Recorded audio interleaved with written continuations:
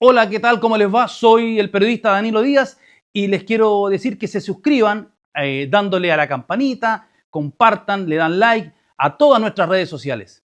¿Qué tal? ¿Cómo les va? Bienvenidos a otra edición de La Pizarra con. En esta oportunidad con un entrenador, con un hombre que tiene un currículum largo. Ha sido campeón de la Copa Libertadores con Atlético Nacional de Medellín, dirigió en el Mundial de 2010 a la selección de Honduras, dirigió a la selección de Ecuador en Brasil 2014 y estuvo con Chile.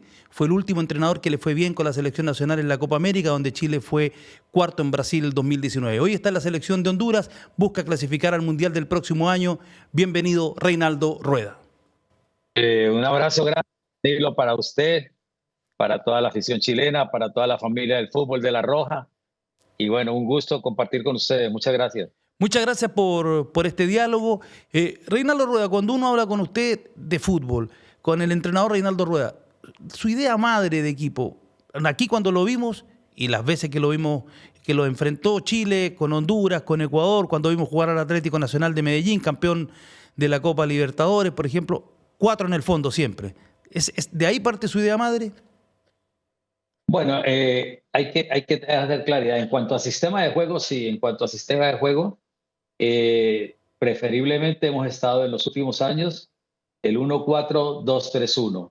Ese es el ordenamiento que por ahí hacemos la variante del 1-4-3-3 desde el punto de vista del sistema de juego.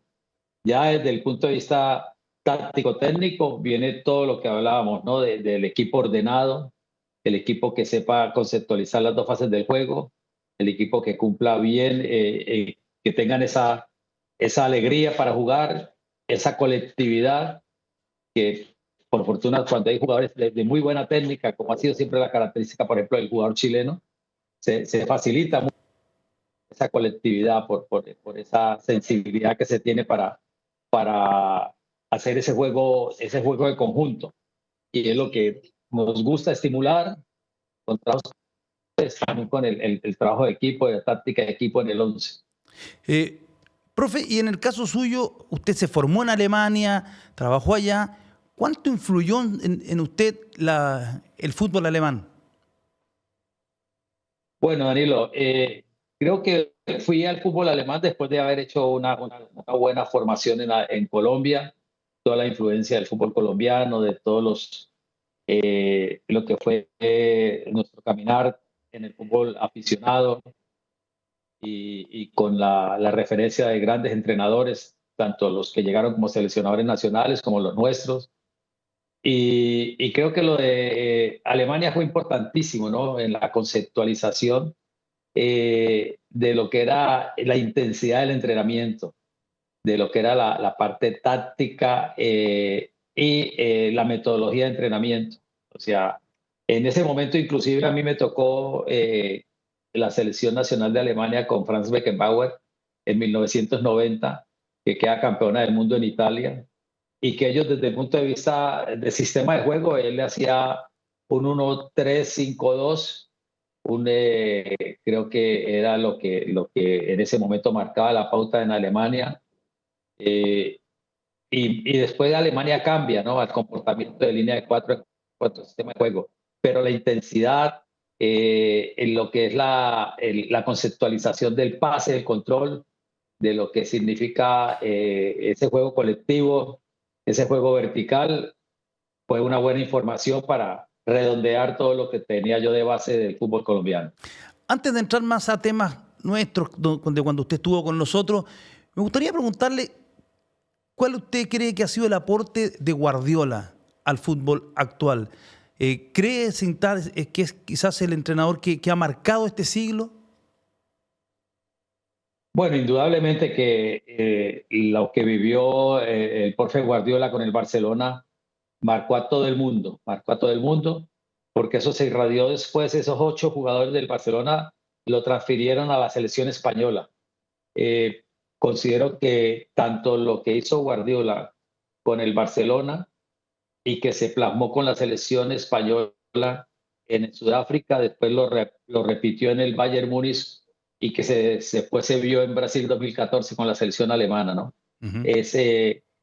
Ese juego elaborado, las variantes que se implementaron de volantes número 5, como el caso de Busquets, o el caso de jugadores, por ejemplo, que tenían muy buena conceptualización, buen pie, inteligencia de juego, lo que hizo con la selección alemana también, desde el Bayern Múnich, marcó mucho al fútbol del mundo, a todos nosotros los que estábamos en ese proceso de confrontarnos. Y bueno, eso se ratificó, todo ese juego de posesión que naturalmente que él lo traía en su esencia, en su savia, desde Johan Cruyff con el Barcelona, Johan Cruyff, todo lo que fue la influencia de la escuela holandesa, todo lo de Rinus Michel, y antes de Rinus Michel todo lo que se validó después como el juego de posesión, ¿no? El juego de posesión, el juego posicional, que creo que dio muy buenos resultados durante muchos años. Y a Reinaldo Rueda, si le preguntan este fin de semana, dos o tres equipos que siempre quiere ver, ¿y por qué? ¿Qué equipo le gusta ver? De las ligas internacionales, Sí, claro. sí, naturalmente que uno siempre lo que marca el Liverpool, por lo que ha hecho siempre Guardiola en el City, naturalmente que es determinante, ¿no? Y el Real Madrid por todo de esa riqueza técnica que tiene. Son equipos que uno ha seguido siempre, ¿no? Por la influencia de esas ligas, por los sistemas de juego, por ejemplo, el caso de ahora lo que va a vivir, la transición que está viviendo ahora el Real Madrid de Ancelotti a Xavi Alonso, que viene con una mezcla importantísima, ¿no? Entre todo lo que él vivió como jugador del Liverpool, jugador de Real Madrid, lo que vivió con Guardiola en el Bayern Múnich, es un hombre con una gran riqueza táctica, un hombre muy inteligente y que lo plasmó en el Bayern Múnich. Eh, Creo que hay equipos, por ejemplo, el Paris Saint-Germain todo este semestre pasado lo tenía entre mis preferidos también para observar por lo que estaba haciendo Luis Enrique y por lo que interpretaba el Paris Saint-Germain, ¿no? Yo creo que antes que inclusive que el Real Madrid, el Paris Saint-Germain me sedujo mucho durante el semestre anterior. Y para ir finalizando en este segmento, en esta parte introductoria, ¿qué le pareció la elección del Balón de Oro? Su candidato era Dembélé. ¿Qué le pareció lo de Lamine, Vitinha? Bueno, Paris Saint-Germain creo que interpretó un fútbol muy, muy vistoso, muy atractivo, muy equilibrado, con una gran colectividad. Como te decía, estaba siendo yo injusto porque dentro de mis aplicaciones tengo siempre el Paris Saint-Germain y estaba muy pendiente, aunque no tenía jugadores ahí, pero me gustaba ver todas las variantes, ¿no? Lo que hacía Luis Enrique y lo que hacía. Y lo de Dembélé me parece extraordinario, me parece muy meritorio. Es un joven que maduró mucho, que sufrió mucho, lo que vivió en el Borussia Dortmund, lo que vivió en el Barcelona, lo que vivió después ahora en Paris Saint-Germain, se demoró en consolidarse y llegó en el momento oportuno, llegó en el momento oportuno con una gran colectividad, ¿no? De un Paris Saint-Germain que de verdad hizo muy buenas sociedades. Y ahora le va a tocar votar a usted porque viene la votación del deber de la FIFA y ahí ya votan todos los seleccionadores nacionales. Así que ahí va a tener que elegir. Seguramente ahí vamos Sí, sí, a quienes pone la FIFA. sí, siempre bueno, hay esa obligatoriedad y esa responsabilidad. Y bueno, nosotros a veces, aparte del momento, de evaluar bien los comportamientos, eh, tenemos una sensibilidad y unas tendencias, ¿no? Siempre elegir es difícil, pero es lo que corresponde y bueno, ojalá que veremos los candidatos que postule la FIFA a ver cómo decidimos. Oiga, Reinaldo, la imagen de Reinaldo Rueda al fútbol chileno lo habíamos conocido en las selecciones colombianas, selecciones menores, pero en 2010 nos enfrentamos a Reinaldo Rueda en Nelspruit, en Sudáfrica. Chile volvía a la Copa del Mundo desde Francia 98 y gana Chile por 1-0 con ese gol de Bocellur. Para usted, enfrentando a ese grupo de futbolistas que iba a hacer historia, ¿qué le llamaba la atención? ¿Cuál usted cree que era la mayor fortaleza de ese equipo? ¿Cómo lo analizó? Porque fue un partido cerrado, Chile gana 1-0, pero Colombia le hizo un partido muy duro. Perdón, Honduras le hizo un Mira, partido muy duro. así es, Danilo, sí, creo que para Honduras era dificilísimo, ¿no? Enfrentar al mejor de Sudamérica en ese momento con todo lo que ha hecho el maestro Bielsa.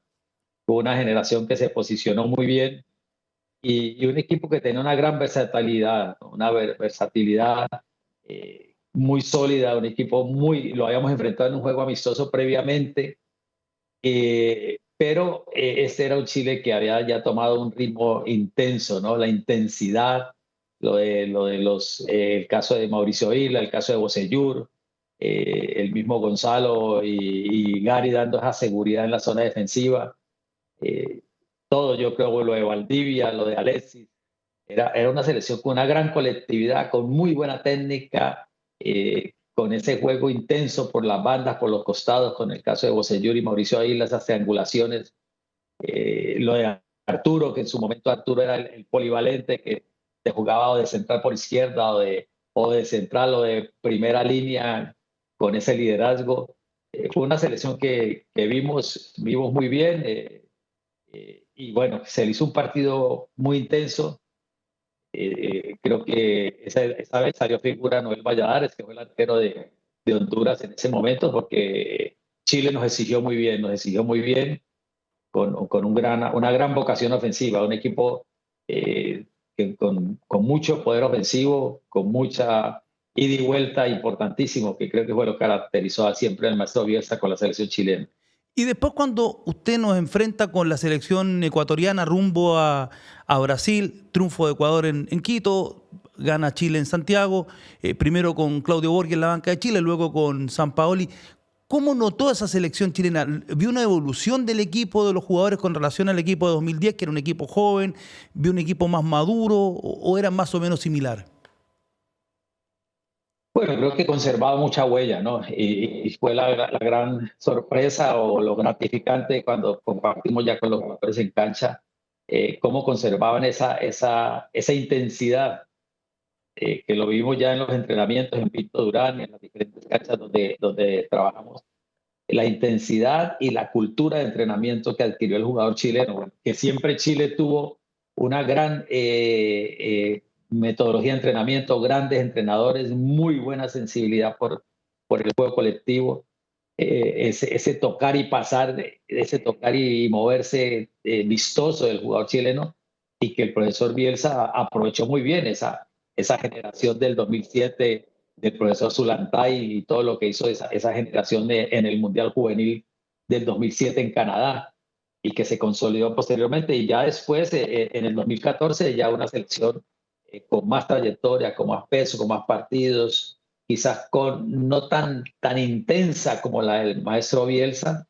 Ya habían sufrido el paso del profesor Borgi y estaban con Sampaoli y bueno, una selección con mucha madurez, donde se fueron, por ejemplo, el caso de Charles Aranguis, que no estuvo casi, que después tomó esa gran dimensión, el gran Charles, que era todo un jugador con un cerebro, una comprensión del juego, una inteligencia de juego sensacional, extraordinaria, lo de Charles, ¿no? Y así, yo creo que tenía muchas variantes Chile y jugadores importantísimos. Creo que ya era otra selección que después se lo ratificó en el Mundial del 2014, que por esas cosas, como decía yo, los brasileños hubieran preferido quedar eliminados frente a Chile con ese postazo que haberse comido esos 7 goles de Alemania, ¿no? Que ese partido de Brasil-Chile era más para Chile en ese momento. La selección chilena hizo un partidazo extraordinario. No me acuerdo quién fue si fue el postazo, no me acuerdo Pinilla. que era Pinilla, No. correcto, fue Pinilla. Y bueno, ya era una selección también con otros hombres importantes que se habían involucrado en ese proceso, ¿no?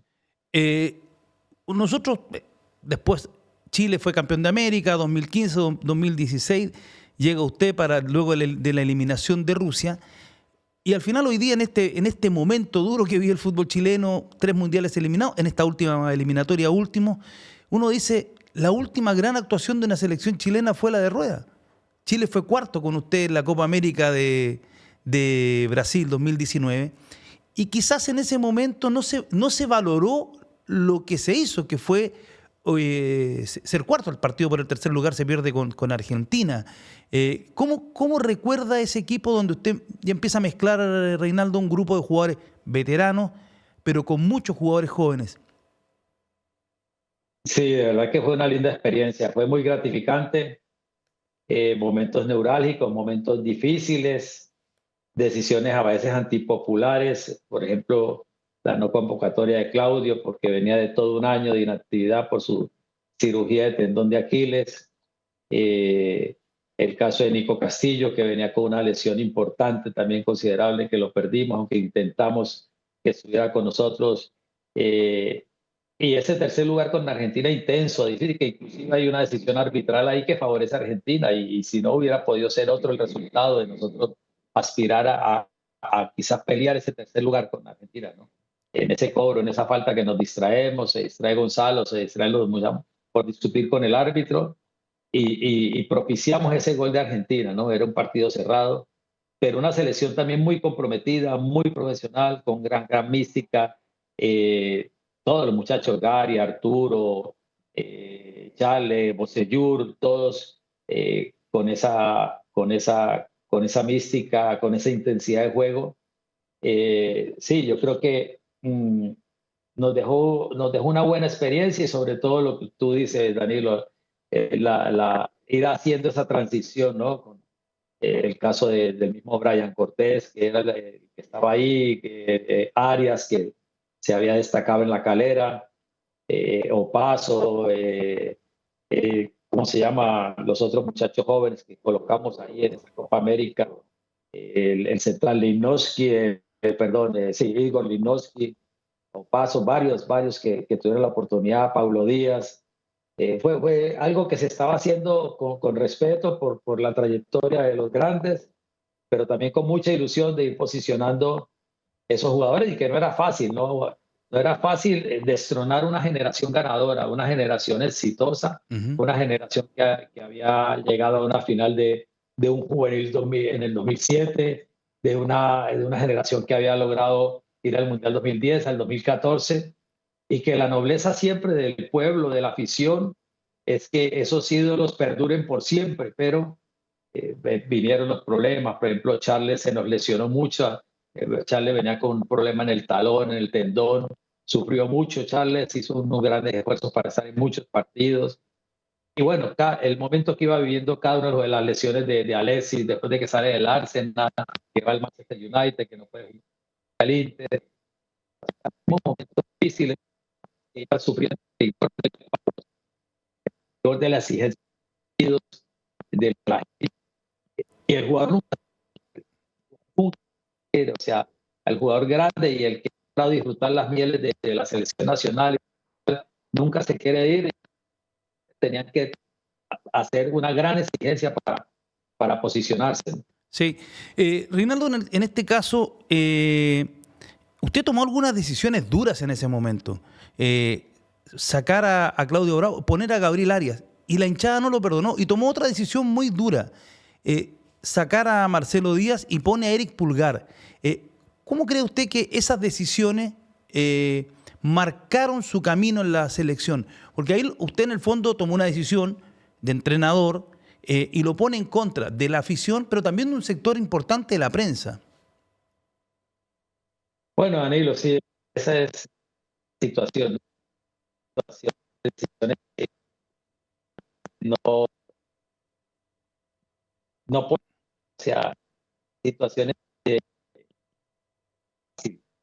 porque son grandes ídolos, ¿no? El caso de Marcelo, por ejemplo, el caso de Marcelo con todo lo que había hecho en la U de Chile, con todo lo que había hecho en la selección nacional, pero viviendo otro momento, porque inclusive cuando yo veía jugar a Marcelo con la U de Chile, se lo dije a él personalmente, y después con la selección nacional, cuando lo enfrentábamos, sabíamos que era el cerebro de Chile, era el cerebro del hombre, pero él estaba viviendo otro momento, él estaba viviendo otro momento, su paso de México a Racing, cuando nos encontramos la primera vez estaba en México y de ahí vino a Racing y aparece Eric Pulgar, ¿no? Con otra dimensión, con otro nivel, compitiendo en Europa, con gol de juego aéreo, con gol de tiro libre, con esos 6, 7, 8 años menos que Marcelo, ¿no? Y lo mismo lo de, lo de Arias, lo de Gabriel, ante la ausencia de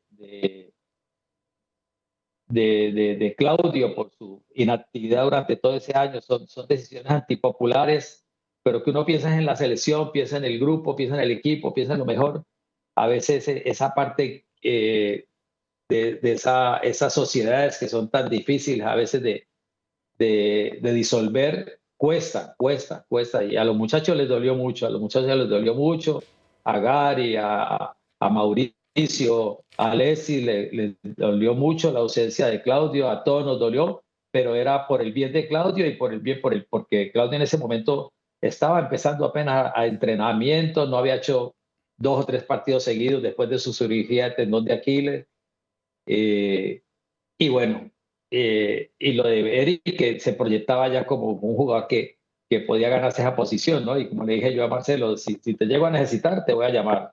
De lo contrario, tú no tienes el nivel para mí en ese momento para ser titular de la selección, y traerte a ser suplente de Eric no era muy saludable, ¿no? De modo que Llegó la pandemia y comienzan las eliminatorias y me voy al partido en Montevideo, ese partido del debut que es quizás uno de los mayores, entre comillas, robos que sufrió en su carrera, porque la mano de Coates la vimos todos. A su juicio fue penal y el VAR, el protocolo del VAR, ¿se aplicó como correspondía? Danilo, creo que fue un hecho evidente, ¿no? Desafortunadamente, un partido muy bien jugado, un partido de alta intensidad contra una selección uruguaya que estaba en un buen momento, y nosotros proyectando a estos jóvenes que iban a seguir esa responsabilidad de la clasificatoria suramericana, ¿no? Creo que de verdad que fue muy injusto el comportamiento arbitral en ese momento, por la decisión, porque fue algo que después inclusive creo que tuvimos otra situación, pero esa situación me parece que fue Dávila contra Coates, eh, y nos privan la posibilidad de sacar un buen resultado en Montevideo, ¿no? Y en ese momento, en ese partido en Montevideo, que Chile juega muy bien, ahí, y lo quiero llevar al tema, a un tema que usted le preguntaron siempre acá sobre el recambio, pero cuando uno revisa esa formación, ese día jugó Arias en el arco, jugó Paulo Díaz, Sierralta, Vegas, Nico Díaz, mediocampista central que acompañó a Charles fue Claudio Baeza. O sea, era un equipo nuevo. Es decir, el recambio ya se estaba haciendo, ya se había hecho en el fondo, y costó tanto. Así es, era una apuesta antipopular, porque era ir mezclando a estos jóvenes con los grandes ídolos, no tener en cuenta jugadores referentes, queridos por la afición, muy respetados, y como le decía, de jugadores que no se quieren ir de la selección nunca por todo lo que vivieron, todo lo que sintieron, pero que es un ciclo que se debe cumplir en una profesión tan competitiva, tan exigente, y proyectando lo que venía para Chile, ¿no? De verdad que fue muy gratificante el comportamiento de estos jóvenes, una selección que llevamos a Rusia, perdón, antes de Rusia, llevamos a Europa, que hicimos partidos contra Polonia, contra Rumania, contra República, Serbia, me parece, ¿vale? Y que se fueron proyectando jóvenes importantísimos en la selección chilena, y que estaban pidiendo esa posibilidad, ¿no? Y bueno, fue el trabajo que sentía yo que era importante hacerlo para ir combinando esa experiencia de los jóvenes, de los hombres consolidados, con estos jóvenes que querían tener esa responsabilidad de la selección nacional. Y yo me recuerdo una conferencia de prensa, porque la hemos recordado muchísimo en esta última etapa aquí en Chile, una conferencia de prensa donde usted dice, va a llegar un momento en que estos jugadores ya no van a estar o no van a poder estar porque van a tener ese declive natural. Y necesitamos que un grupo de los jugadores que enfrenten la eliminatoria tienen que tener un mínimo de 20, 25 partidos internacionales. El mensaje era tan claro, pero ¿por qué usted cree, recién lo esbozaba, pero ¿por qué cree que costó tanto Y yo voy a la prensa. ¿Por qué usted cree que la prensa, con el oficio que usted tiene, habiendo trabajado en Colombia, vivido en Alemania, Honduras, Ecuador, usted es una persona que recorre mucho el mundo, ¿por qué cree que costó tanto que ese mensaje se aceptara? Bueno, Danilo, creo que se mezclan muchos factores, ¿no? Sociológicos, digo yo, la parte afectiva de gratitud, de nobleza hacia esos grandes hombres, hacia esos jugadores que habían logrado los dos títulos de Copa América, la felicidad que había vivido, por ejemplo, una buena base de la U de Chile con el profe Sampaoli, con esa Copa Suramericana. La gente quería seguir disfrutando de esos ídolos y la gente no acepta lo que es el estrés, el desgaste que sufren los jugadores y el mismo jugador tampoco.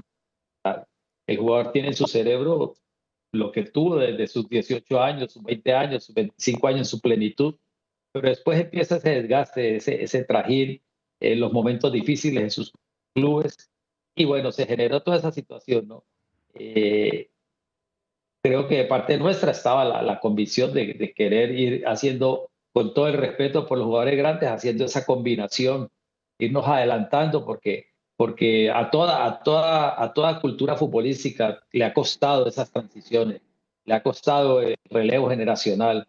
Y más en Chile, donde no había un superpotencial, donde a los jóvenes les cuesta jugar en primera división, donde llegan muchos jugadores o que vienen de ya de vuelta de Europa o jugadores de la Liga Argentina, de la Liga Uruguaya que llegan a jugar a Chile y le quitan posibilidad de proyectarse a algunos jugadores jóvenes en la Liga Nacional, ¿no? Creo que había muchos jugadores de proyección que quizás no se proyectaron porque le faltaba maduración dentro de la Liga Nacional. Reinaldo, cuando usted se va, hubo varias versiones, pero la pregunta es, ¿usted renunció o entre comillas lo invitaron a que se fuera? Porque no, eso no quedó claro. A nosotros no nos queda claro por qué se va. Sí, creo que se conjugaron muchos factores, ¿cierto? Éramos cuartos en Sudamérica, éramos cuartos en la clasificatoria, habíamos hecho ese gran partido en Montevideo, Colombia nos empata sobre el tiempo, reposición sobre la hora, le ganamos a un Perú, le ganamos a Perú bien, vamos a Venezuela, tenemos ese momento difícil, una cancha difícil, no nos alcanzamos a recuperar después del esfuerzo contra Perú, quizás Venezuela, y viene ese malestar eh, y como esa inseguridad, ¿no? Eh, Ese cambio de junta directiva, era normal que la junta directiva no creyera en nosotros, era normal. Entonces se viene toda esa situación que habíamos vivido, que habíamos soportado lo más que habíamos soportado estallido social, habíamos soportado pandemia y aún así seguíamos con la ilusión y la motivación de clasificar con Chile al Mundial. Era nuestra meta grande, era y sabíamos que lo podíamos lograr con los jugadores experimentados y con los jugadores jóvenes. Y se da esa situación. El presidente se encuentra con el presidente de Colombia, el presidente de Colombia le dice eh, que, que, que me quieren a mí, porque Colombia acaba de sufrir esa debacle en Ecuador de perder 6-0 con Ecuador, y tuvieron una reunión y el presidente Pablo Milán le dice al doctor Yesurún que lo que yo decida, que yo estoy disponible, que de parte de él no hay ningún problema. Entonces, y ahí es cuando le abre la puerta a Colombia y Colombia me empieza a llamar y aún así yo mantuve mi posición de querer con la ilusión de seguir, ¿no? Pero como cuando no hay convicción de los directivos o querían dar un golpe de opinión y querían traer un manager de Inglaterra, un manager que había, no me acuerdo el nombre de la Cajigao. persona que sí, ese el profesor que llegó, entonces ya vi yo que como que el ambiente estaba enrarecido, como que no había toda la convicción en la parte directiva para respaldar nuestro trabajo, nuestro proyecto. Entonces, como te digo, éramos cuartos en la clasificatoria. A ese cierre de diciembre éramos cuartos, estábamos dentro de la zona de clasificación y habíamos hecho partidos haciendo el doble objetivo, ¿no? Tanto sumando puntos como colocando jóvenes en proyección. Oiga, Reinaldo, ¿y a usted le molestó que se dijera, que se lanzara a la prensa el rumor de que su señora, su esposa, no quería seguir más en Chile porque después lo que nosotros averiguamos que era mentira? Bueno, este fue un argumento después de pandemia por todo lo que se vivió, ¿no? Desde el punto de vista social para nosotros como familia, que nosotros estuvimos siempre ahí.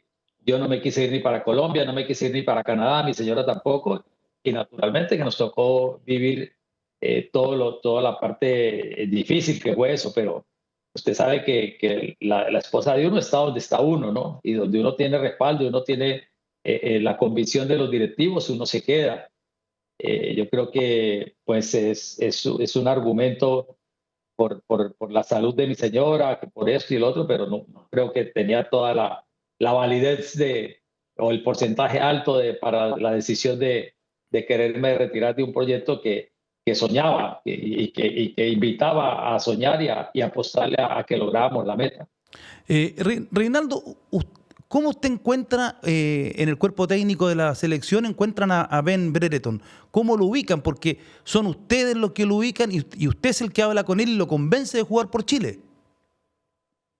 Bueno, Danilo, sí, bueno, ese fue un gran acierto de Ricardo García, que era nuestro scout, el que hacía el scouting a nivel mundial por todo lo que sabíamos de la población, así como habíamos intentado con Sebastián Soto, habíamos intentado lo de Lorenz Vigorous también, y detectamos lo de Benjamín, lo seguimos, varios partidos, vimos varios partidos, varios videos, y hacemos el contacto con él, con su familia, porque Benjamín en ese momento Ben prácticamente que no hablaba ni una palabra en español o no quiso hablar en ese primer contacto, ¿no?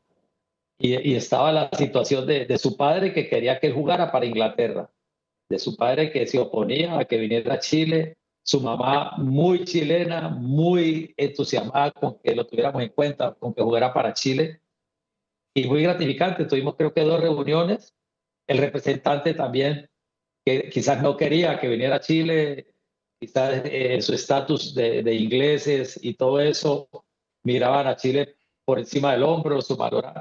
Pero bueno, yo le hablé todo lo que se podía encontrar en Chile, a que viniera, a que se conociera con el grupo, a que aprendiera a reconocer la cultura chilena. Y verdad que muy gratificante, no lo pudimos disfrutar nosotros porque justo ahí se dio la salida nuestra, pero muy gratificante que después haya respondido en esa forma, ¿no? Que se haya adaptado fácilmente, que haya participado en esa Copa América con muy buen suceso y que haya sido un hombre que todos los demás entrenadores que siguieron, el profesor Lazarte, el profesor Berizzo, todos los demás profesores lo hayan tenido en cuenta para esa parte ofensiva de la selección chilena. Reinaldo, y usted cuando estuvo a cargo ahí de la selección en Pinto Durán, trabajaba con GPS, ¿con qué tecnología trabajaba? Porque Francis Cajigao, en una entrevista en el medio que yo trabajo también, en Radio ADN, dijo que cuando él llegó no había ni siquiera GPS en Pinto Durán. Nos llamó la atención. Qué pena, ¿no? Qué pena, ¿no? Eso es, el GPS es tan viejo y nosotros veríamos, imagínate, nosotros veríamos de selecciones nacionales como Colombia, Ecuador, grandísimos clubes como Atlético Nacional, como Flamengo, que la tecnología, las herramientas de control de entrenamiento, los metodólogos que teníamos, los asistentes que teníamos, el cuerpo técnico de Flamengo éramos 25 y lo que manejaba Flamengo y Pinto Durán, Ian Maníbal, que fue nuestro gerente deportivo, que fue el hombre que inclusive hizo el convenio con la empresa, un argentino, el representante de Catapult, ya el profesor Richinos y el profesor Pereira, que era el preparador físico que estuvo con el profesor Pizzi y el otro asistente, ya venían trabajando con GPS. Y nosotros reactualizamos ese sistema. Se compró la versión más moderna y todos los jugadores llevábamos controles de entrenamiento y de los partidos. Y los jugadores son los mejores testigos del control, del cuidado. Y creo que nosotros nunca devolvimos jugadores lesionados a los clubes y siempre los informes que se realizaban después de cada partido hacia los diferentes clubes de Europa y de México, donde estaban la mayoría de los jugadores chilenos, ¿no? Oiga, profe, ¿y le tocó vivir una situación tan, tan inesperada, no sé si dramática, pero también divertida después con el tiempo, como el día que Chile se perdió el bus en Sao Paulo cuando iban a jugar el partido de cuartos de final con Colombia en la Copa América? ¿Es verdad que los jugadores se tuvieron que vestir arriba del bus? ¿Cómo fue eso? Porque el partido se retrasó. Así es, Danilo, sí, creo que yo dije, menos mal que existe el Internet y el WhatsApp, ¿no? Porque si no, los jugadores habrían armado una rebelión, porque era un trayecto que ya lo habíamos hecho y eran 2 horas, 120 minutos dentro del bus y el bus no llegaba al estadio, ¿no? Al estadio de Corinthians, que fue el partido. Y el partido contra Colombia. Sí, nos pusieron contra la pared en cuanto al horario porque llegamos retrasados, pero no era cuestión nuestra, era cuestión de la logística, de la Copa América, de la motorizada que nos guiaba y el tráfico, porque verdad que mucho choclón, como dicen ustedes en Chile, para llegar al estadio por todo lo que significa el tráfico que había, mucho carro entorpeciendo el desplazamiento del bus. Y bueno, por fortuna se hizo un gran partido frente a Colombia, se neutralizó a Colombia y se hizo un partido que nos dio un buen resultado. ¿Ese fue el mejor partido del ciclo de Reinaldo Rueda? Porque ese día Chile jugó muy bien. El 0-0 fue muy injusto. Chile clasifica en los penales, pero ese partido Chile, no sé si usted lo comparte, fue el mejor de su ciclo, por el rival, por la instancia. Yo creo que sí, fue uno de los partidos interesantísimos que hicimos, ¿no? Creo que Colombia venía muy bien, ya venía el grupo fuertísimo y esa vez Chile mostró toda su jerarquía, toda la intensidad, me parece que hasta nos anularon un gol por el VAR y después Alexis. llegamos a sí, esa instancia de los penales, pero de verdad que fue un partido que sabíamos lo que teníamos y lo que se había trabajado y los muchachos, como siempre, correspondieron con esa intensidad y con esa gran capacidad para dar ese paso a la semifinal, ¿no? Oiga, Reinaldo, ¿y es cierto que usted tuvo que cuando estábamos en plena pandemia, cuando Coquimbo Unido estaba jugando la Copa Sudamericana, que usted tuvo que desplazarse hasta Coquimbo, intentar subirse al charter del Junior para poder viajar o no? ¿O no fue tan así? No, no, no, no, no. Junior jugó en La Calera y después viajó a Coquimbo.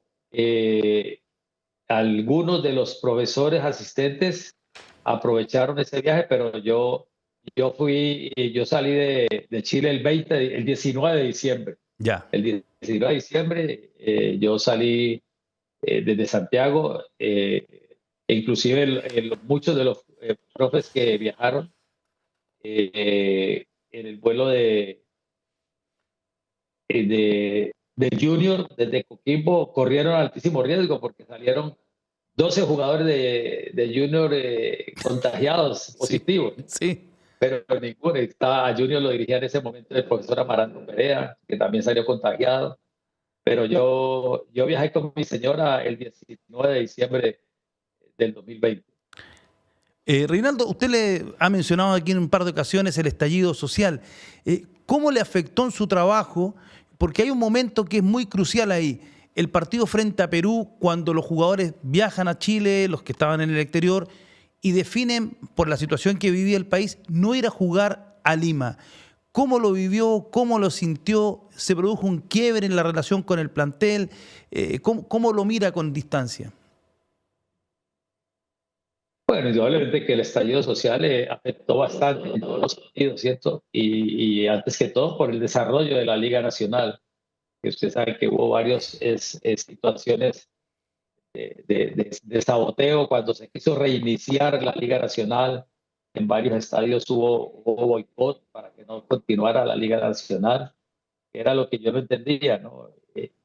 Y después la problemática de solidaridad de los jugadores, pero creo que bueno, se dialogó, se manejó muy bien todo y creo que supimos salir adelante con ese impasse, ¿no?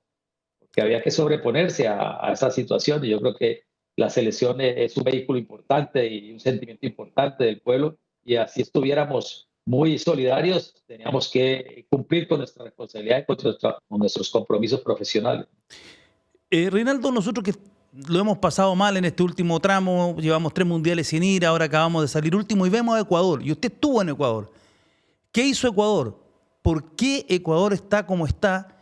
Cuando uno observa que en este siglo fueron a 2002, Alemania 2006, después fueron a Brasil, fueron a Qatar y ahora van a Norteamérica.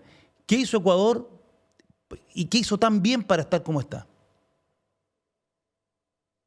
Bueno, indudablemente que Ecuador nos da una gran enseñanza a toda Sudamérica, ¿no? Y es el sentido de pertenencia de sus directivos, el sentido de pertenencia de los directivos y lo que es la autoridad de la federación frente a los clubes. Yo creo que la inversión de los clubes, los grandes clubes que siempre han estado en Ecuador, Liga, MLS, Barcelona, pero la gran inversión, por ejemplo, de Independiente del Valle.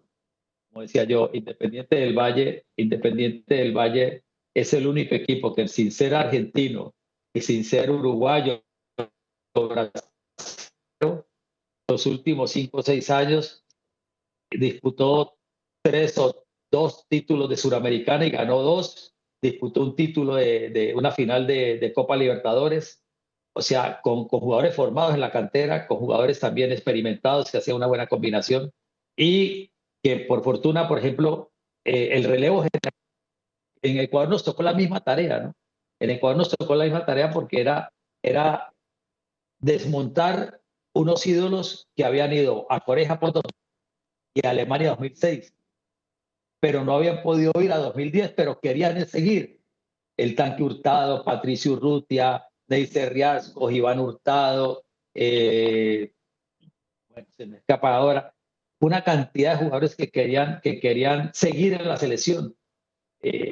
Jaime Caviedes, sí, o sea, Espinosa, que estuvo allá en Unión Ujú. Española, Giovanni Espinosa, o sea, una cantidad de jugadores, grandísimos jugadores que habían ido a 2 mundiales seguidos, al 2002, 2006, y para el 2010 no lo lograron y querían perpetuar para el 2014.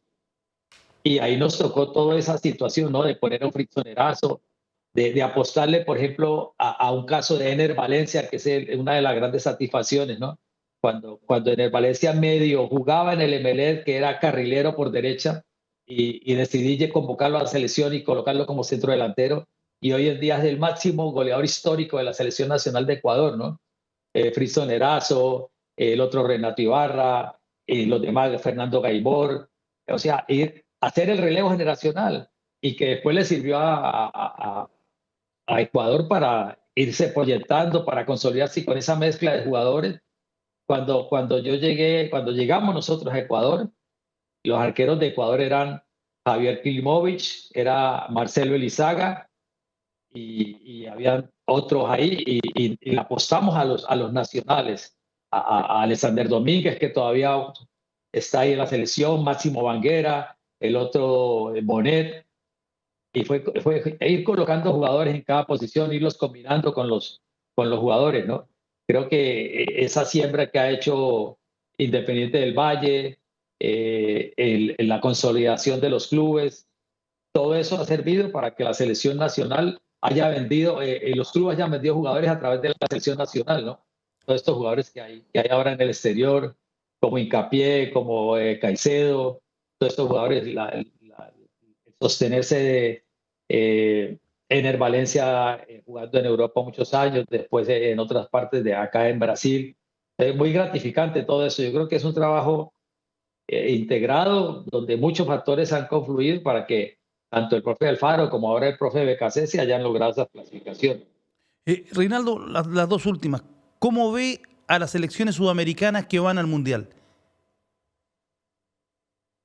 Bueno, creo que cada selección está viviendo momentos diferentes, ¿no? Por ejemplo, lo que usted mencionaba ahora, Danilo, de Ecuador, es muy gratificante. sobre todo por ese gran potencial que tiene Ecuador en todas sus líneas. Ha sido muy gratificante. Colombia, que tuvo un momento difícil, pero al final pudo reaccionar y consolidarse. Va a ser estos meses trascendentales, van a ser estos meses definitivos para el caso de Brasil, Argentina, pues que está también en esa transición muy bien llevada de jóvenes que se han ido proyectando, que se han ido consolidando. Muchos de los que fueron suplentes en Qatar ya son los grandes titulares de Argentina. Uruguay también con el maestro Marcelo Bielsa también le tocó hacer el desmonte de toda esa generación que traía el maestro Tavares. Creo que Sudamérica tiene esa gran virtud, tiene ese rico patrimonio de todo el talento y todo el potencial y considero que vamos a estar muy bien representados, ¿no? Lo del profesor Marcelo, perdón, Alfaro con Paraguay también muy positivo porque creo que llegó en el momento justo y logró sincronizar, recuperar esa mística que había perdido Paraguay, esa contundencia y bueno, creo que estamos muy bien representados. Finalmente, Reinaldo, usted que ha formado parte de de los equipos de estudio técnico de la FIFA, de la Conmebol en distintas competencias, ¿cómo ve el fútbol que viene? ¿Cuál, ¿Cuál es la próxima etapa que tiene el fútbol? ¿Cómo estos cambios reglamentarios que hemos apreciado, por ejemplo, que el saque de fondo ahora los jugadores pueden recibir en la propia área, salir jugando? Esta modificación que los arqueros ya tienen que sacar rápido porque si le sancionan los 8 segundos hay un córner, entre otras. Las modificaciones que vinieron después de Italia 90, cuando ya no se la pudieron devolver al arquero, al portero. ¿Cómo ve todos estos cambios que vienen y a partir de ahí el fútbol del futuro? Bueno, creo que hay cosas positivas en cuanto a lo que ha sido el aporte de la tecnología y la dinamización del juego. Indudablemente que la parte técnico-táctica, táctico-técnica, en su momento va a seguir siendo la gran riqueza del fútbol, va a seguir siendo la gran riqueza del fútbol. Todos los avances tecnológicos para el mejoramiento de la metodología de entrenamiento, para el control del entrenamiento, todas estas situaciones de reglamento que cada vez exigen mejor conceptualización, mejor comprensión del juego, mejor condición técnica de los jugadores, así que sea un juego cada vez más atractivo. Y lo importante es que se siga conservando esa esencia, ¿cierto? Que todos esos cambios sean para bien. Realmente que esa velocidad va a estar en la conceptualización, como digo yo, hasta dónde es técnico-táctica y cuándo empieza a ser táctico-técnica. Cuando en la parte cognitiva, la parte conceptual, se aproveche esa condición técnica innata que tiene el jugador suramericano y sea bien eficaz para el juego. Creo que Sudamérica siempre va a ser un invitado en los mundiales a estar en puestos de honor y todos estos cambios, tanto el reglamento como la tecnología, todo esto, el jugador suramericano de todas las latitudes, todas las culturas, es muy receptivo, muy inteligente, cada uno con su estilo, los paraguayos con su estilo, los chilenos con su estilo, los uruguayos, los colombianos, se han ido acordando, pero tenemos una gran riqueza en toda Sudamérica que creo que es lo que nos hace sentir orgullosos y que esto se está por reconfirmar ahora en este Mundial de Estados Unidos. Le queremos agradecer, Reinaldo Rueda, por estar en la pizarra porque en definitiva, además, usted fue el entrenador que nos dejó cuarto en Brasil 2019 y nos dejó cuarto en la eliminatoria. En ese momento íbamos al Mundial.